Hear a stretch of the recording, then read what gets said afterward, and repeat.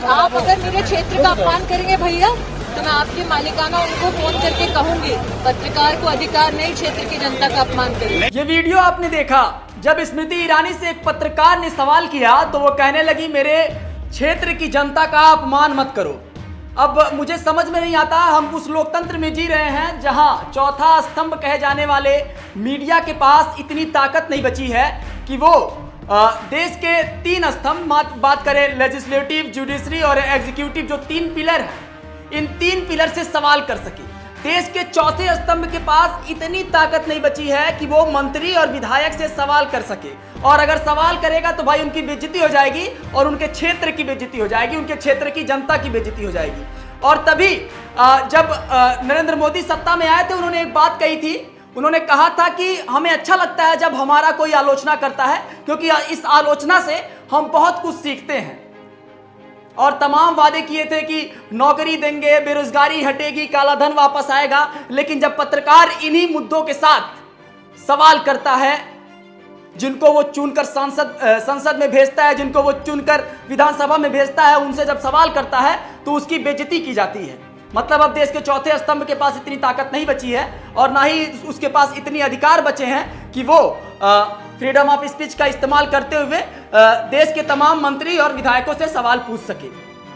और यही हुआ जब दैनिक भास्कर के, तथाकथित दैनिक भास्कर, क्योंकि अब दैनिक भास्कर ने भी उन पे एक अजीब सा कह सकते हैं किनारा कस लिया है, वो हम आपको आगे बताएंगे। पूरा मामला पहले आप सुन लीजिए। दरअसल स्मृति ईरानी से एक पत्रकार जिनका नाम था विपिन, वो सवाल करते हैं और सवाल के दौरान जो है स्मृति ईरानी उनसे कहती हैं, पहले तो ये कहती हैं कि आप हमारा अपमान कर रहे हैं, दैनिक भास्कर जैसे रेपुटेटेड चैनल का आप अपमान कर रहे हैं। उसके बाद वो जब देखती हैं कि मामला हाथ से निकलता हुआ और फिसलता हुआ जा रहा है, तो उन्होंने कहा कि आप हमारे देश की, आप हमारे क्षेत्र की जनता का अपमान कर रहे हैं। अब जो है हालिया की रिपोर्ट, अभी की मैं बात कर रहा हूं, जब मैं खबर पढ़ रहा हूं तो दैनिक भास्कर ने अपने ऑफिशियल ट्विटर हैंडल से एक जानकारी पब्लिश की है। पहले वो जानकारी आपको पढ़ के सुना दे रहा हूं। केंद्रीय मंत्री स्मृति ईरानी और एक पत्रकार के बीच बहस का जो वीडियो सोशल मीडिया पर वायरल हो रहा है, उसमें विपिन यादव नाम का जो पत्रकार खुद का दैनिक भास्कर का रिपोर्टर बता रहा है, वो गलत है। अमेठी लोकसभा के इस क्षेत्र में दैनिक भास्कर का कोई अस्थायी पत्रकार कार्यरत ही नहीं है।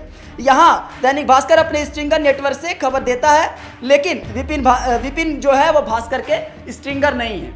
यानी जब तक रिपोर्टर उनको खबर भेजता रहा, तक सब कुछ ठीक था, और जब विपिन यादव के ऊपर गाज गिरी तो उसके बाद दैनिक भास्कर भी पल्ला झाड़ लिया। अब आगे मैं आपको बताता हूं, उनके साथ एक राशिद हैं जो स्ट्रिंगर हैं दैनिक भास्कर के, उनकी बात मैं बता रहा हूं। उत्कर्ष काजल सिंह, उन्होंने कहा है कि स्मृति ईरानी का वीडियो वायरल होने के बाद दैनिक भास्कर ने अपने रिपोर्टर को नौकरी से निकाल दिया है। अब अपने रिपोर्टर्स को दैनिक भास्कर ने जो सवाल पूछा था उसको निकाल दिया गया है। ये राशिद हुसैन थे जिनसे भास्कर ने माइक जो है वो वापस ले लिया है। विपिन यादव इन्हीं के साथी हैं जिन्हें भास्कर ने अपना पत्रकार मानने से इनकार कर दिया है। लेकिन हुसैन के मुताबिक विपिन उनके कैमरामैन थे।